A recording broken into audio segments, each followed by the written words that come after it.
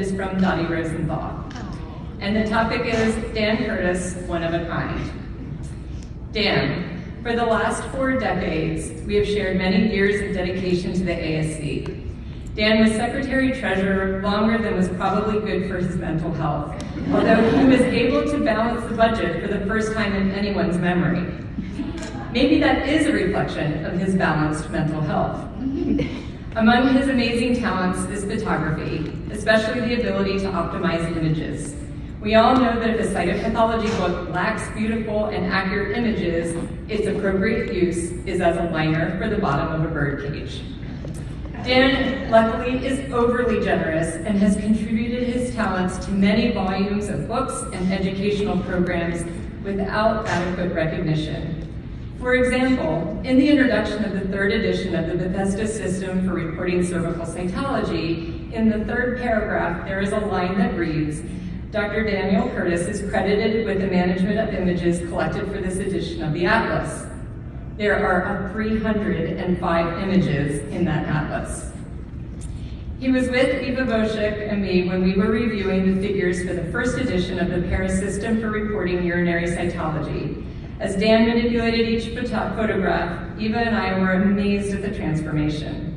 I guarantee you that the huge success of the Paris is because of Dan's beautiful images.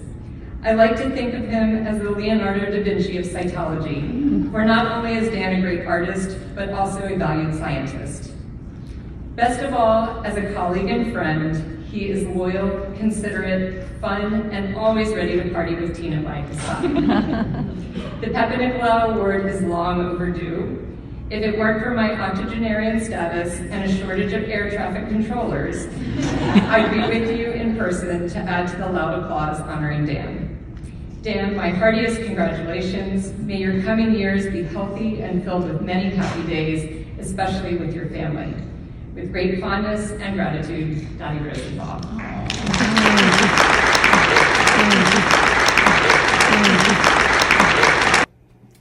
This is an unlikely journey. I'm Dan Kurtycz, University of Wisconsin-Madison. My 30-minute agenda is to express my amazement at the luck that gave rise to my personal and professional families, to show my appreciation to and for the cytopathology community. No matter how much negativity occurs in the news feeds, my family and my colleagues give me hope. I also want to convey my sense of wonder for how much we have learned and my frustration for how much there is yet to know. To start, I'm from Wisconsin in the upper Midwest. It's the best place. I've spent most of my career in Madison in the southern portion of the state. Here is the University of Wisconsin School of Medicine and Public Health, our hospital, med school buildings, library, research buildings, and attached VA hospital, all on the shore of Lake Mendota. It's quite pretty. 2/3 of my time was actually spent in the center of campus at the Wisconsin State Laboratory of Hygiene, the state public health laboratory, which was founded in 1903. That name, Laboratory of Hygiene, has always bothered me. It reminds me of something that belongs in a middle school curriculum. But it's where the state monitors infectious disease, environmental chemistry, newborn screening, and performs cervical cancer screening. Historical chances and family origins. My great-grandpa, Joseph Kurtycz, came to Detroit as a machinist at the end of the 19th century. He was one of the early employees of Henry Ford, and we believe he was there when the Ford Motor Company was founded in 1903. One of his sons was my grandfather, Theodore Frank Kurtycz, who was a World War I veteran who, upon his return, also went to work for Ford, first as a test driver and then in plant security. He married my grandma, Catherine Fitz, in 1920, and they had 7 children, including my father, Frank Kurtycz Jr. My father was born in 1923 and served in the Pacific during World War II as an engineer and motorman. After World War II, he went to work for Ford as a foreman during the days and studied nights at correspondence school to become a mechanical engineer. He worked for Ford for over 50 years and helped build plants from Windsor, Canada to Hermosillo, Mexico. He also put 3 generations of his family through college and university. My mom, Canada farmer, came north from Kentucky to work at the Clark Street Cadillac plant during World War II. Her family tree is extensive, going back to Thomas Farmer from Aylesbury, England, born in 1594. He emigrated to the American colony of Virginia in 1616, and one of his offspring, Lodowick Farmer, served as a captain in the Revolutionary War. Descendants moved on to Kentucky and settled in Corbin. And yes, Corbin is the home of Colonel Sanders and Kentucky Fried Chicken. Mom was employed in the Parks Department, where she contributed to the assembly of M5 Sherman tanks. Her plant produced over 10,000 tanks and armored vehicles between 1942 and 1945. Like this. Well, my dad came home from the Pacific and met my mom and her family members in Detroit. And in 1947, they got married. Cousin Bobby in the middle looked suspicious about the whole event. The other side of my family came across the other ocean at around the same time as Joseph Kurtycz. Tina, my wife of nearly 48 years, had forebears who emigrated from central and southern Japan. This is the passport of Huku Koba, her grandma, who came to the United States with 2 young children in arms to join her husband Rikisu Koba, who was already here. She came in 1906, just after the San Francisco earthquake, and family history is that it was very hard to find lodging. At the end of the 19th and beginning of the 20th century, there was a surge of emigration from Japan. The Meiji government wanted Japanese to explore the world and bring back technology, art, and modernity to ensure that Japan would be able to play on the world stage. Approximately 400,000 Japanese left the home islands and over 200,000 to the U.S. Many stayed and did not go back. We have some excellent family photos to share. Here are Tina's great-grandparents in ceremonial dress, and her grandparents, the Kobas, in ceremonial dress. They exchanged the ceremonial dress of Japan for the ceremonial dress of 1900 San Francisco. Here's a picture of Tina's mother, high school graduation, San Francisco, around 1933. As you would expect, World War II had tremendous effect on their family also. After the attack on Pearl Harbor and the onset of World War II, President Roosevelt issued Order 9066, and approximately 122,000 men, women, and children of Japanese descent were moved to 10 relocation centers outside of the West military exclusion area. 70% of those moved were U.S. citizens. Rights were abrogated because of fear that the population might be more loyal to their ethnic home than to the U.S., and that imperial troops might be showing up on the west coast of America. In retrospect, we see this as a major miscarriage of justice, but judging that time by modern standards is problematic. Imagine the panic induced by a world of war, with a seemingly invincible foe and thousands dying every day. The events need some perspective, but we should be able to learn from our mistakes. This is an image of the Topaz camp near Delta, Utah in the desert. It's typical of the internment camps. Relatively small rooms inside those buildings house whole families. And over 8,000 people were sent to Topaz during the war, including Tina's parents.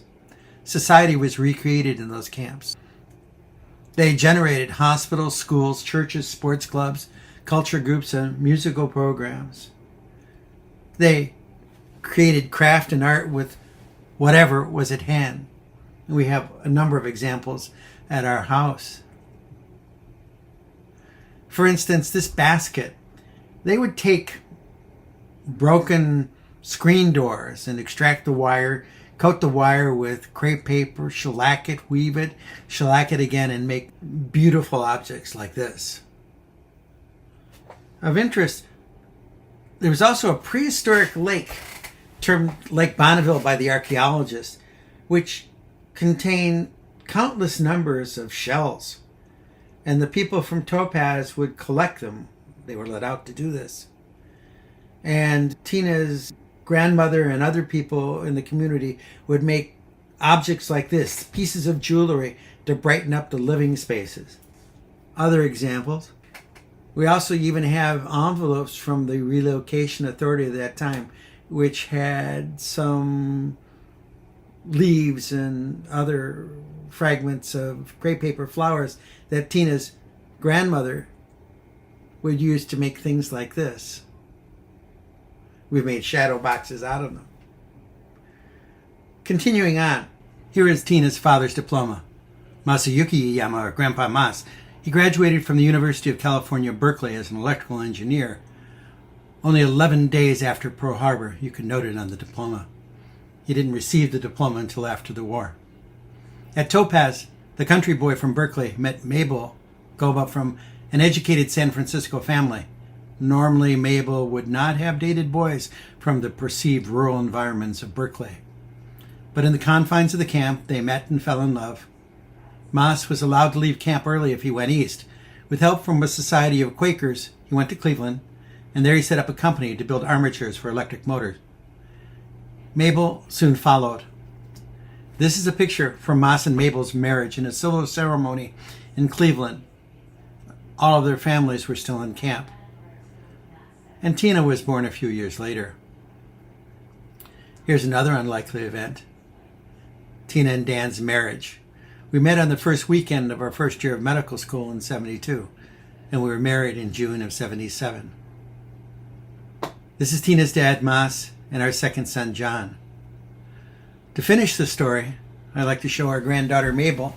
And Mabel is here showing off her first lab coat, checking herself out in the mirror at the age of 2.5. This was in a children's museum of Illinois where they have small lab coats and lab simulations for children. Here, Mabel's using her first glove box. I'm doing a little instruction. And here is her first centrifuge. I need to backtrack a little and mention how I got here, my education. Here is the University of Michigan Medical School class of 1976. A notable student. And further on down the line, there is me. I do have to mention Dr. Jerry Abrams. He was our lecturer in pathology. Dr. Abrams would stand alone on the stage and lecture on general and special pathology. He was a handsome orator with great rhetorical skills. And he was one of those guys with his hair ruffling in the breeze when there wasn't a breeze. He would tell us about the laboratory and how diagnoses are actually made on the slide or in the clinical labs, and the other folks are just guessing. I determined right then and there to be a pathologist. I started pathology at Wisconsin, but Tina was at the University of Kansas doing pediatrics. I joined her in Kansas, and I did 2 years of general surgery while waiting for her to finish her program. Then I went back to Wisconsin to finish pathology. I think surgery gave me a unique perspective. I also did a fellowship in clinical chemistry. I want to talk about Reza Hafez at UW-Madison. He was a master surgical pathologist with a photographic memory who taught me surgical pathology. Reza always had a book in his hand. He knew the literature and could apply his readings to the slides in front of him. Further, Reza was better than any of us. He could recall cases after a decade, and he was the go-to person for anything. He was the single best physician I think that I've ever known. When he was young, though, teaching would sometimes occur at volume. I will never forget the day I could not remember for Reza what a chorioadenoma destruens was. I was roundly abused and went back to my books, and I took a lot of heat that day, but I quickly read up on invasive hydatidform mole. I eventually paid him back. By the time I was ready for boards, I was in overkill mode with questions and citations, and finally getting smiles of approval from Reza was always a joy. Reza created some of his own problems, though. Clinicians would come into surgical pathology and ask 2 questions. 1, what did the biopsy show? And 2, has Reza seen it? He was always in demand. I want to talk to Norma Arvold, who was trained in the laboratory of Dr. Papanicolaou from 46 to 47. She began the first cytology laboratory in Wisconsin, and with Dr. William Stovall, established the School of Cytotechnology of the State Laboratory in 1957. Here's Norma in the background. Another picture of her in the foreground in 1952. I learned all my early cytology from Norma. And there she is in her later years in the middle of the top of the picture. She sat over the residence with a ruler and Stanley Patton's book. Dr. Inhorn was another wonderful mentor and hired me as his assistant. He blessed me with the School of Cytotechnology and the Cytology Laboratory. It was a good run. On his retirement in 1998, I became medical director of the state laboratory and assumed his administration of genetics, newborn screening, metabolic chemistry, and cytology services. Those responsibilities plus 1 day per week at Surge Path at UW Hospital were a fair load, and I could not have done it without the expertise and support of John Shalcom and Michelle Smith. John taught me administration, maturity, and management. He also taught me how to recover when people up the food chain made their own administrative blunders. Michelle, suffice it to say, is a fireball, skilled and always moving forward, and you all know her. I need to thank them both. A major portion of my pathologic journey that I want to share was the 2 weeks I spent at Hopkins. I became cytologically imprinted. Dr. Frost's cytology boot camp was the most intense training that I ever experienced. He would lecture from 7:30 or 8 a.m. in the morning into the evening and have you go back to your room to review videos. He would occasionally let minor luminaries like Leopold Koss and Robert Kerman drop in for guest lectures. In lab sessions, Fran Burrows, the upper right, and Karen Plowden in the middle would take the informationally overloaded junior pathologist in hand and show them slides and talk about laboratory procedures and QA. These two remain dear friends ever after. The most frightening aspect of the whole 2 weeks were the case reviews. With a full audience, everyone sitting side by side, Dr. Frost would go one by one and quiz about case materials that he would flash on the screen. These were not trivial cases. Describe and diagnose in front of the group. You would either get a hum or a tisk. There was much hyperventilation. Unlikely experiences. There are so many fascinating things to do in this life, and I've tried as many as I could. Among my most profound experiences was the time I spent in Taekwondo.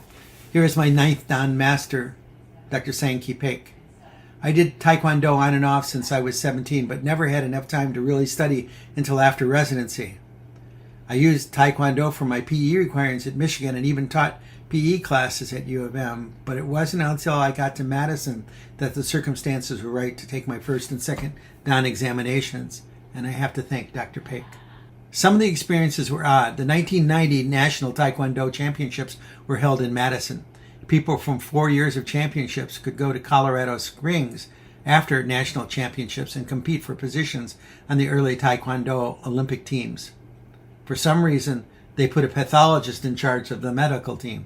Yes, I did have some experience with the National Ski Patrol, to be explained later, but really, I was lucky that some of the trainers and black belts in the competition were actually emergency medicine docs. In the 4-day competition, we ended up sending 35 people to the ER for all sorts of reasons, and not only from sparring. We did have an ambulance on site. Another experience, I got to dive Truk Lagoon. Truk was a major Japanese base in the Western Pacific. It contains many wrecks sunk by the U.S. Navy during Operation Hailstone in February of 1944. One of the major ships was the Fujikawa Maru. It is the wreck in Truk, and it has open holes and a lot of interesting things to see. I got to dive to 120 feet and examine Japanese light tanks, and at 90 feet, I got to sit in a zero. I got my clinical outlet on the ski patrol. I received first responder training, much more advanced than anything I got in medical school, and I grew to be medical director of the region in South Central Wisconsin. I gave lots of lectures, and I was on the hill almost every weekend during the winter where they allowed me to ski and my family to attend. Here I am when I started, and then 25 years later, I looked a bit more like this. my wonder at the world. Following one of my favorite science communicators, Hank Green, I cannot believe that there's any better use of my time than learning something new. If I learn something new that day, it is a good day. Both Tina and I love the early learning curve. So much information floods in with any subject we attack. Of course, it requires a lot more work to acquire mastery. And so we usually have seen a new shiny thing when we get about here on the learning curve before mastery occurs. And sometimes I repeat stuff. I can't tell you how many times I've taken elementary Japanese. The wonder of innovation is constantly with me. I want to see and do everything.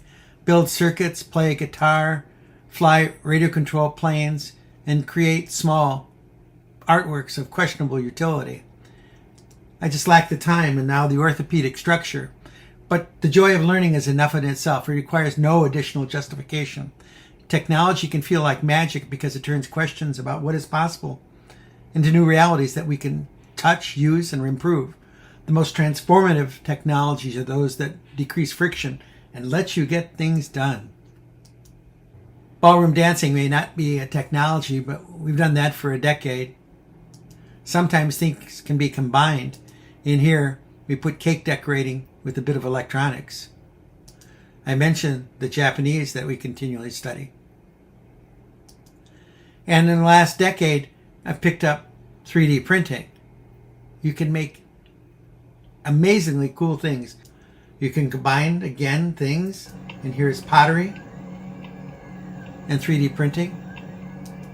Sometimes the things you build are useful, and sometimes just pretty. I've loved model building since I was very young, and now I can print endless models like this Nautilus from 2,000 Leagues Under the Sea, from the Disney classic. Unfortunately, I just lack the places to store them. The heart of the matter, my professional family. I'm hugely grateful and more than a little embarrassed to be honored like this, being mentioned in the same phrases, paragraphs, lists with so many inspiring icons that have gone before is strange. My path has been different, as I certainly am, and there's fear of imposter syndrome. While the ASC has been central to my career and my professional home, I have to thank the other societies. I've obtained my first committee posting, USCAP lectures, and executive board position through the Papanicolaou Society. I've had incredible experiences spanning the globe and worldwide perspective through the International Academy of Cytology. I also want to thank the College of American Pathologists for the wonderful experience of the Cytopathology Committee and the American Board of Pathology for the time I spent with them.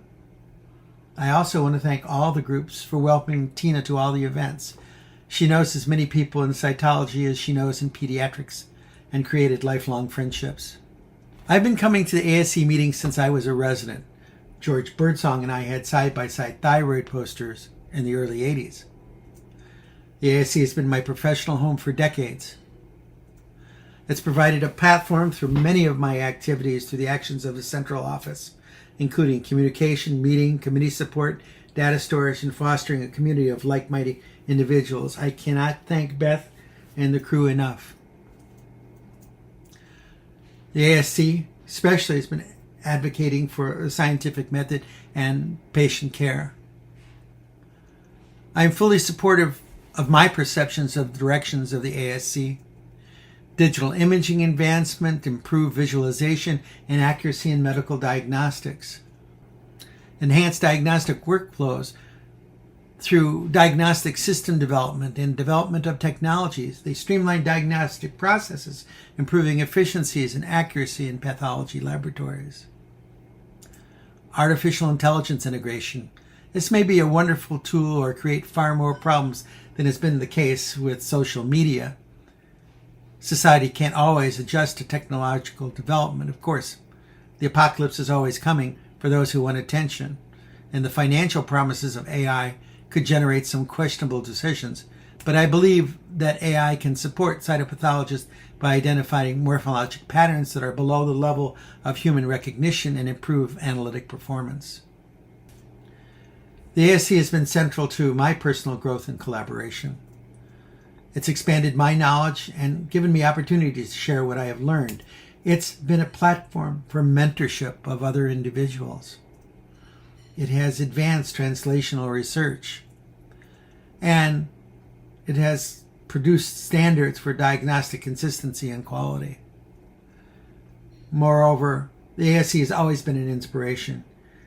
There hasn't been a meeting that I've attended that I haven't wanted to go out and study more, do more, learn more, publish more. My thanks.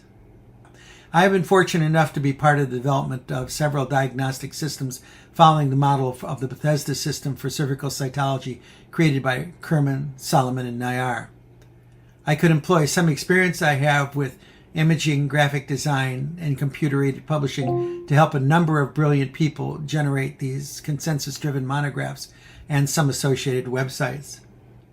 For me, the importance of these systems lies in standardization. Each system attempts to provide a uniform language for reporting categories of cytopathology worldwide, and incorporating authors from all over the planet challenges local beliefs, builds consensus, and does not limit outcomes to a few experts. Common systems facilitate better understanding and collaboration between pathologists and clinicians, and by offering consistent reporting and associated risk of malignancy for each category, systems help guide management. Career highlights. A few to share.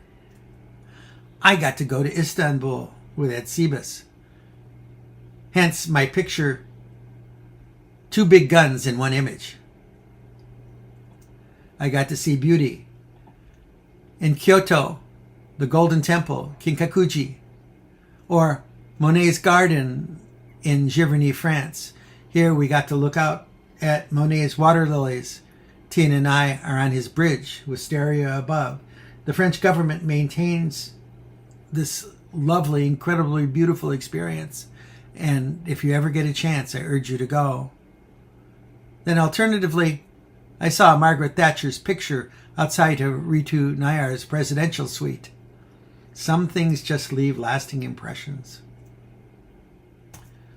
Here is an image from the joint meeting of the Japanese Society of Clinical Cytology, Johns Hopkins University, and the American Society of Cytopathology.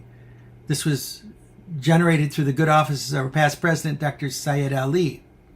And it was a thoroughly enjoyable event, and I have to thank the organizers, Dr. Ali and Dr. Takayuki Anamoto.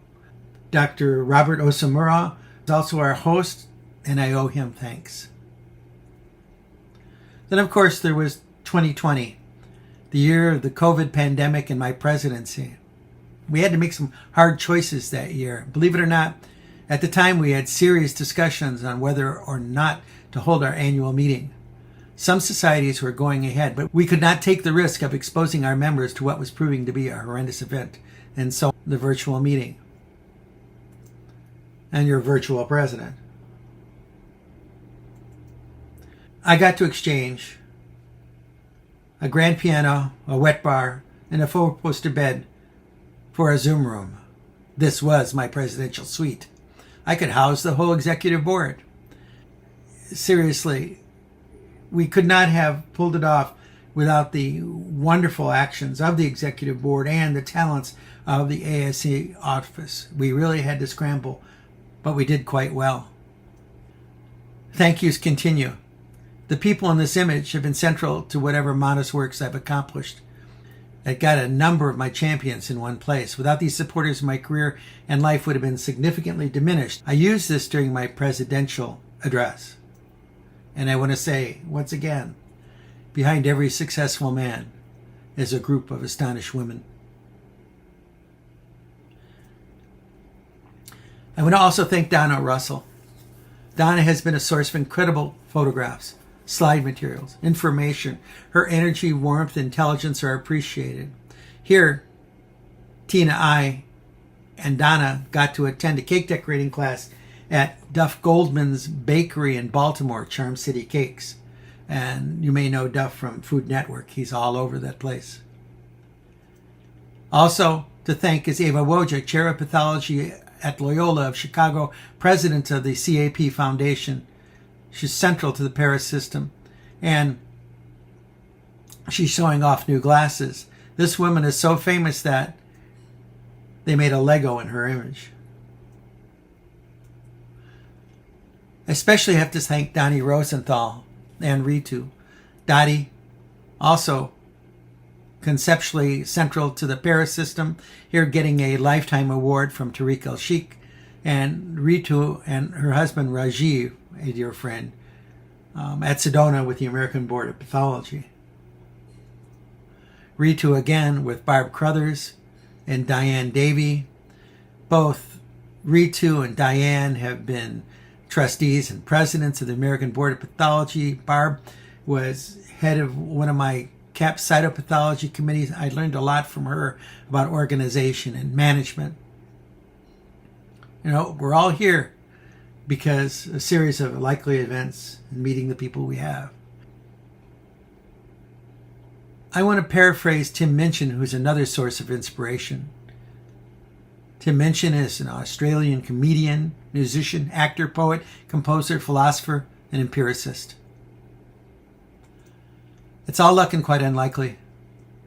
I was lucky to be born where I was born, to the people I was born to, in the time I was born and where I was born. I was lucky to find the mate that I have found, the friends that I have made, and to see what I have seen.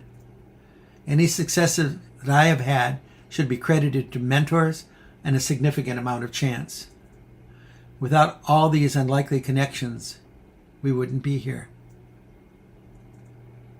And again, I want to thank you all.